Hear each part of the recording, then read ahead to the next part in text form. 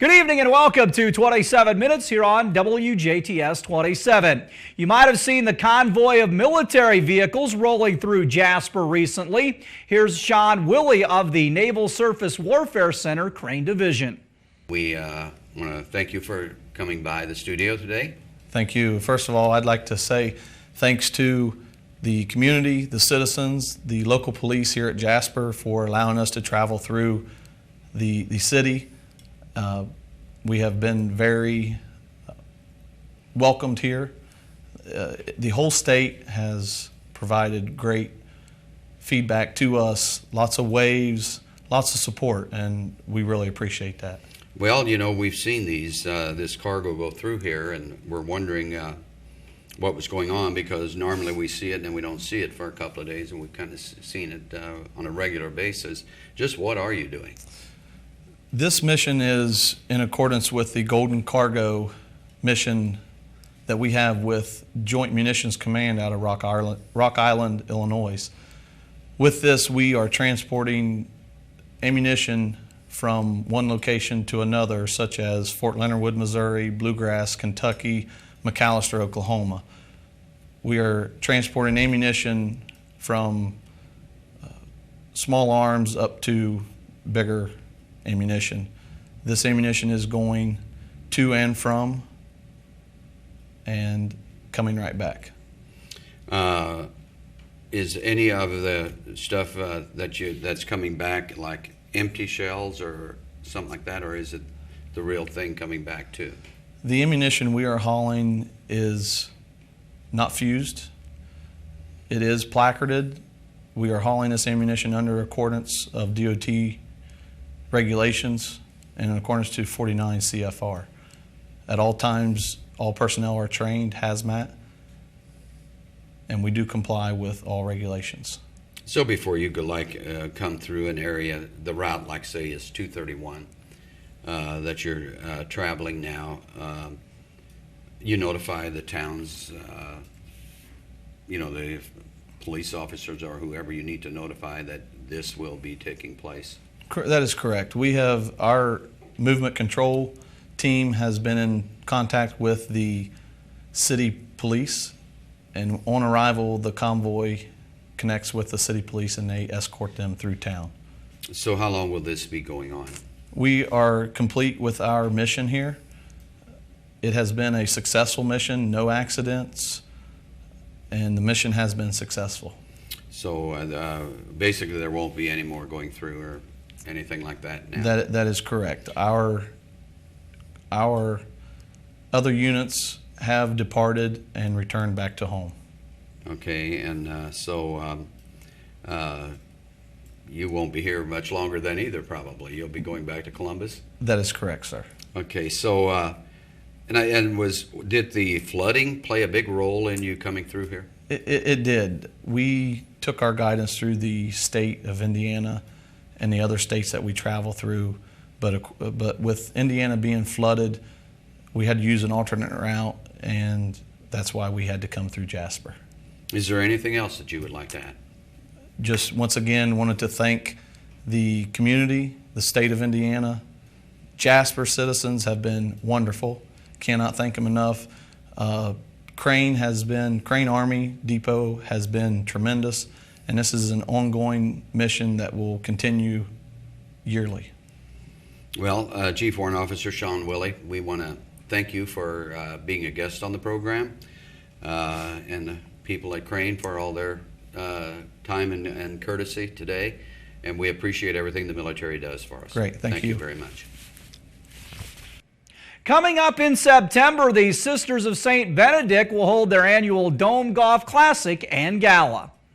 The Sisters of St. Benedict in Ferdinand, Indiana held a press conference on June 11th at the Donald Ross Golf Course, where they discussed upcoming events such as the Dome Golf Classic and gave media a chance to get a sneak peek at the new Peak Dye Golf Course being built near the casino in French Lick. We're happy to be here at French Lick at the Donald Ross Golf Course to look forward to our annual event. It's a double event in many ways. The Dome Classic, this year it will be our 6th annual Dome Classic. This is the 2nd year here at French Lick. But then this year we will also have the evening before a gala at the West Baden Hotel. The dates for the gala is September 7th, and the Golf Dome Classic is on Monday, September 8th. The focus of the event is to support the Sisters of St. Benedict of Ferdinand, Indiana. The proceeds this year from both events will go towards supporting basically the Keystone initiatives which are the essential elements that are needed to support community in terms of funding. So basically it will be sustaining monasticism, vocations, ministries, buildings and grounds, all of those essential elements that go into any organization. So both events are wonderful events. Last year the gala was a lot of fun, as well as a good event in terms of participants. And then the Golf Classic will be also at the Donald Ross course, so that will be another wonderful event. Well, we were talking about how long the sisters have been partnering here with our Dome Classic.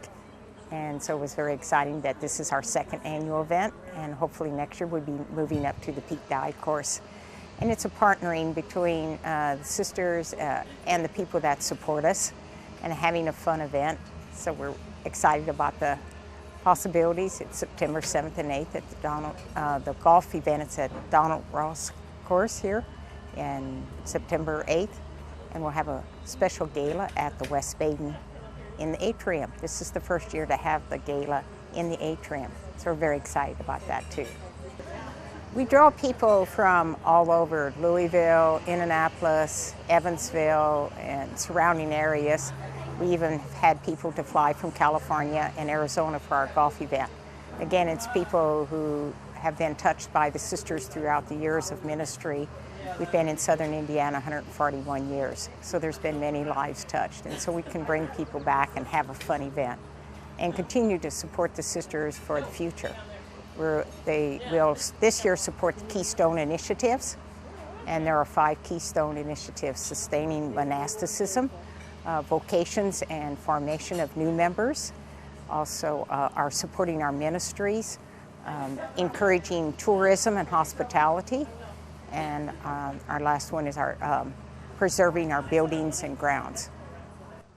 When the press conference was said and done, the media received a chance to go see the new Pete Dye golf course located at what was said to be one of the highest points in Indiana. Among additional information about the Pete Dye golf course, it is already scheduled to host the 2010 PGA. For WJTS, I'm Peter Marshall.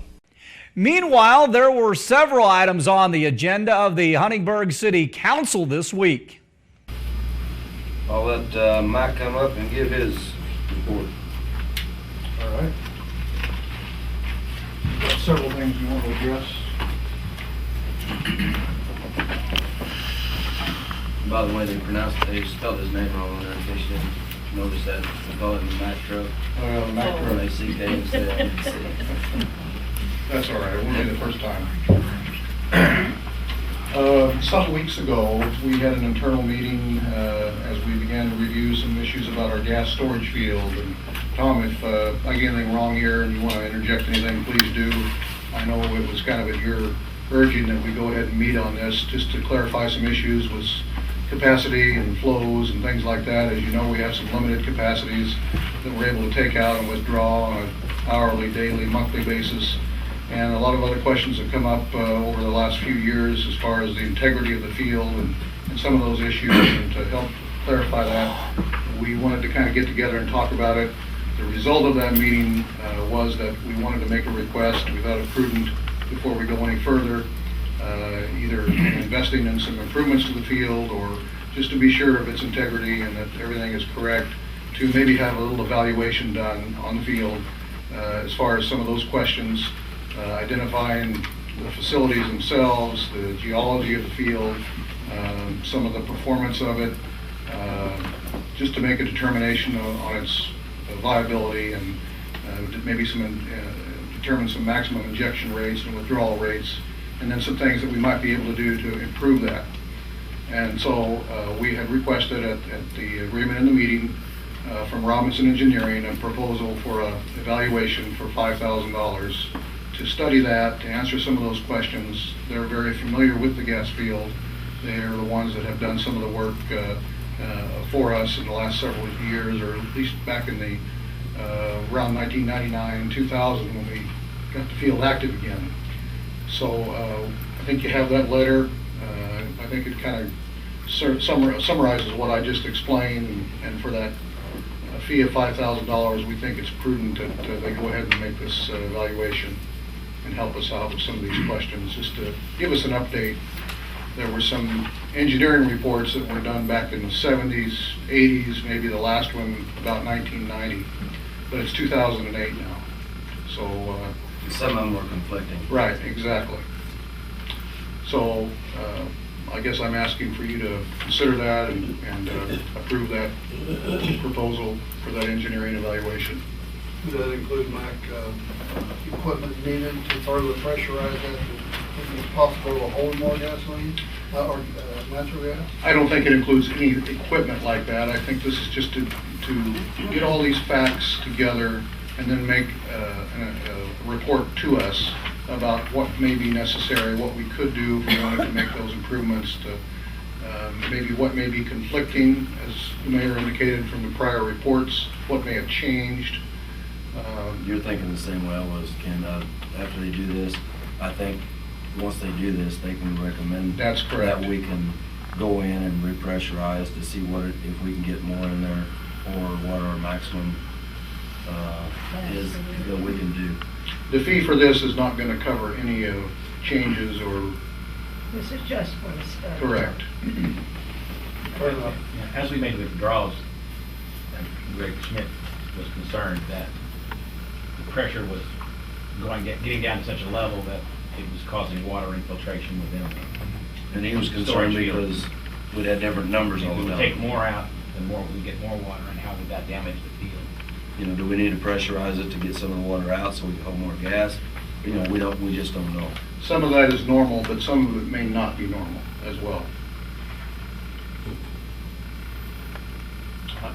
That's what the DI unit is for out there, is to take the water out, and then they have the tanks where the water goes in. But the thing is, there's so many conflicting. We draw down so far, and then we see papers that say you're only supposed to draw down this far, but we found out we've been drawing a lot farther than that. So we really want to find out, you know, since it's been so long, just to find out what we've got there and what we can do. Yeah, and you can only put so much in. Right. That's what we can find out. Will crack the field. I think that gas field is very important to the city of Huntingburg. Absolutely. And I move we approve this. I'll second it. We have a first and a second. All in favor signify by saying aye. Aye. All opposed? Hearing none, so Mac, I guess you can go ahead and contact those folks. All right?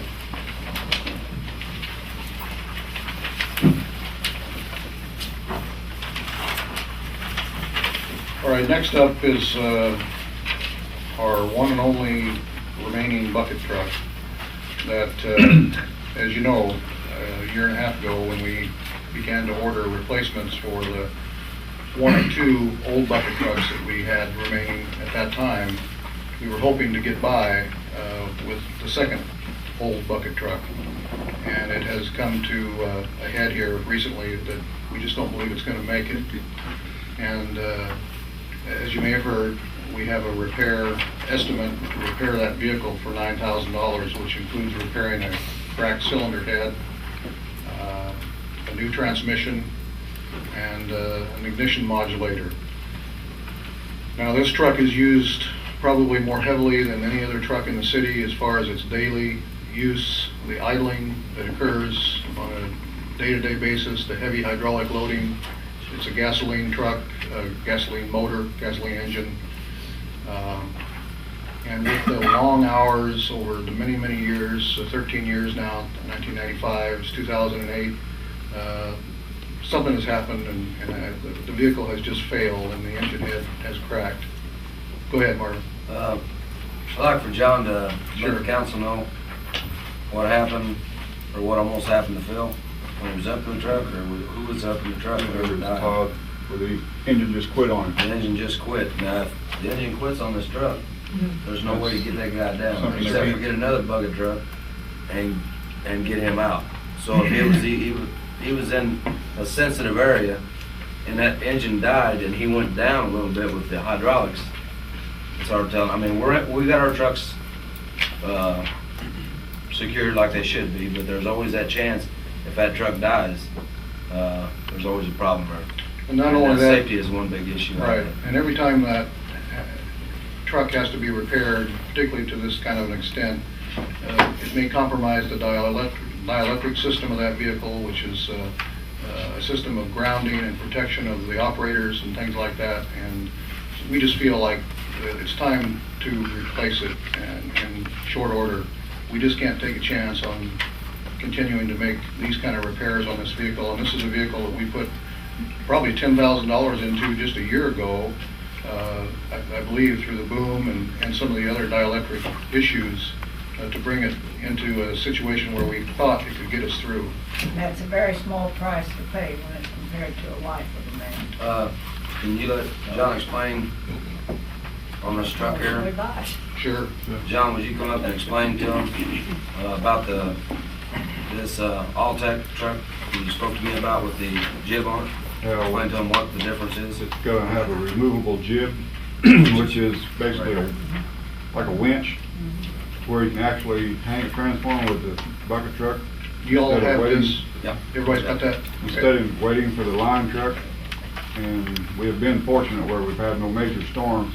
If we have a major storm, where the line truck needs to be setting new poles, well, this truck I have the capability to hang the transformer, where we won't have to wait for that truck to come back.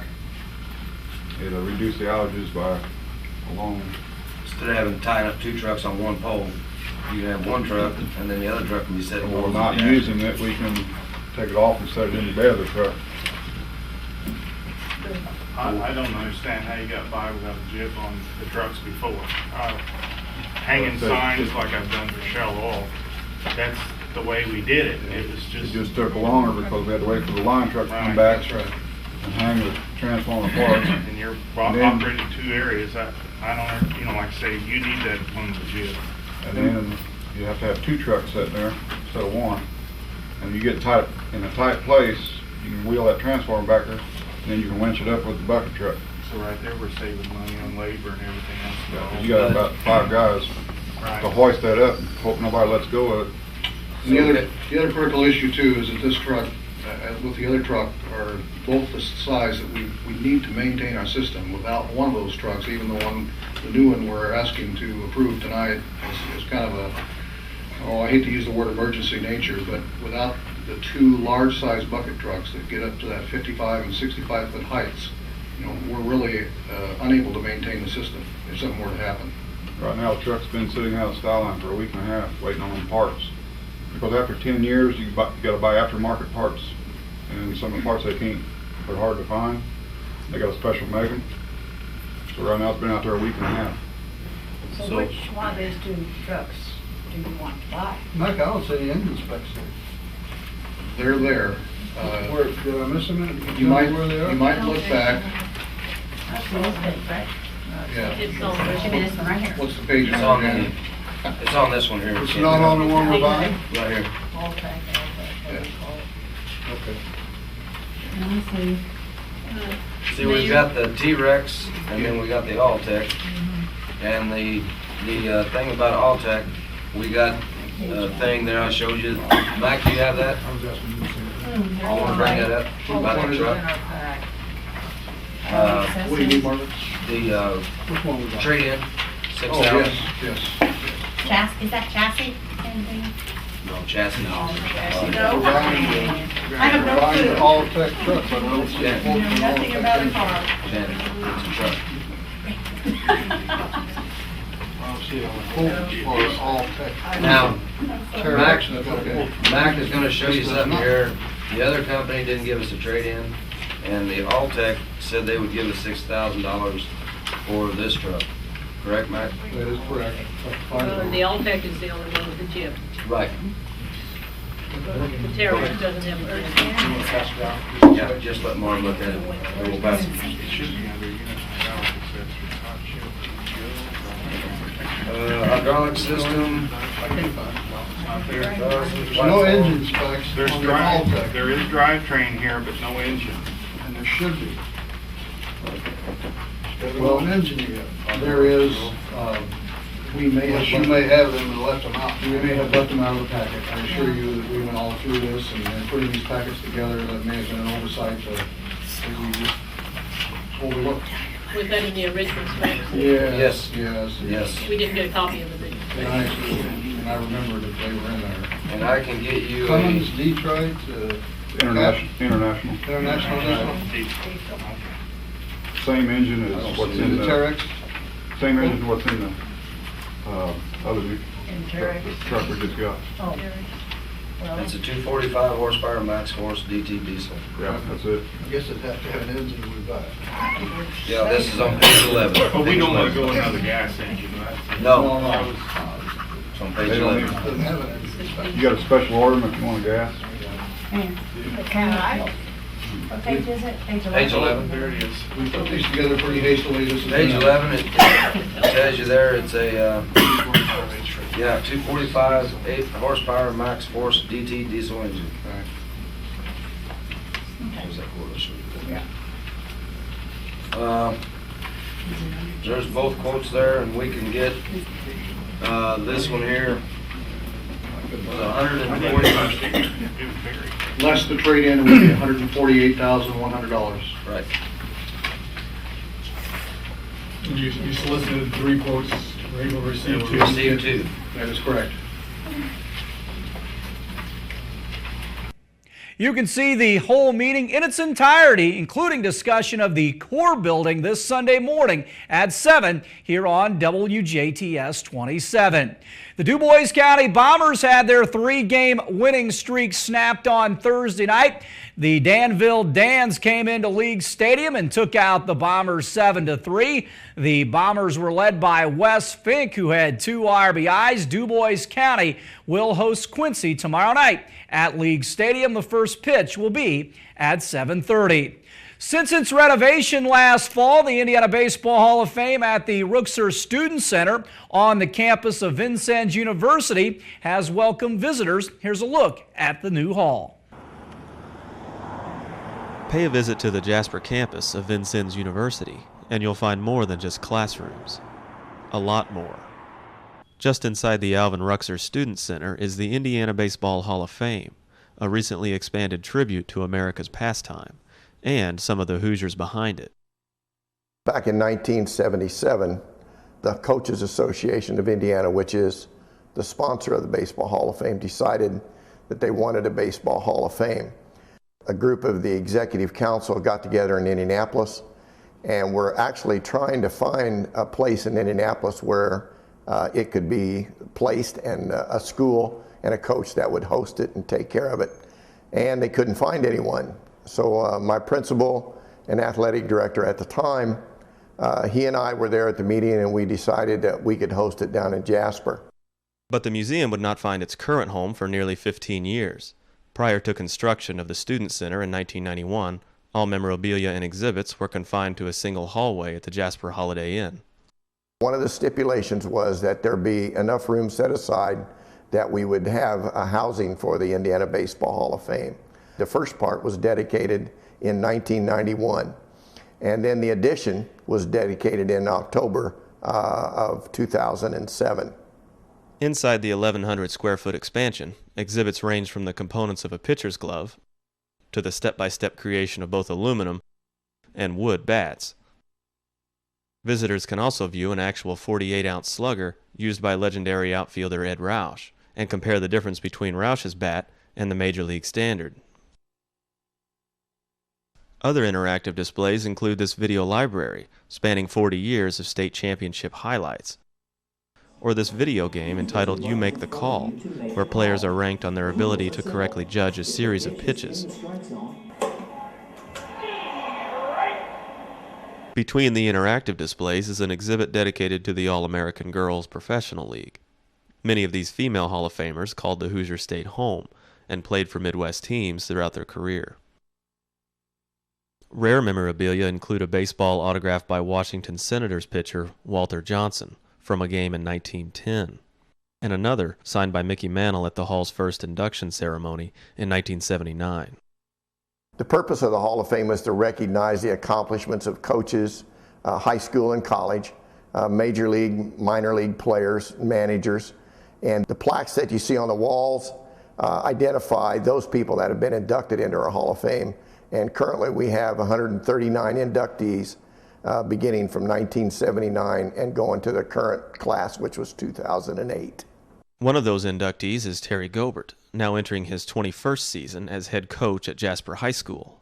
Coach Gobert led the Wildcats to 3 consecutive state titles from 1996 to 98, making Jasper the only Indiana school to ever win back-to-back championships.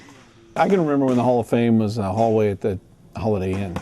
And to see the building they have now, and then to see what Ray Howard has done as executive director, it's a really pretty special place. And the more you learn about baseball, the more you realize how rare it is to have such a nice place.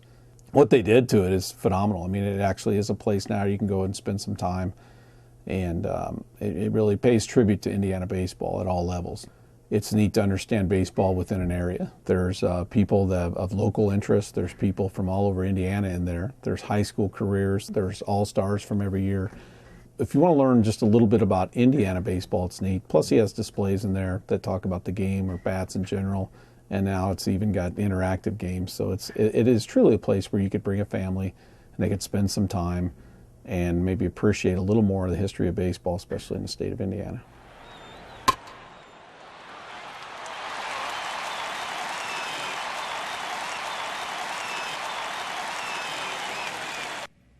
This has been 27 Minutes here on WJTS 27. For the entire crew, I'm Kurt Gutgsell. Have a great night.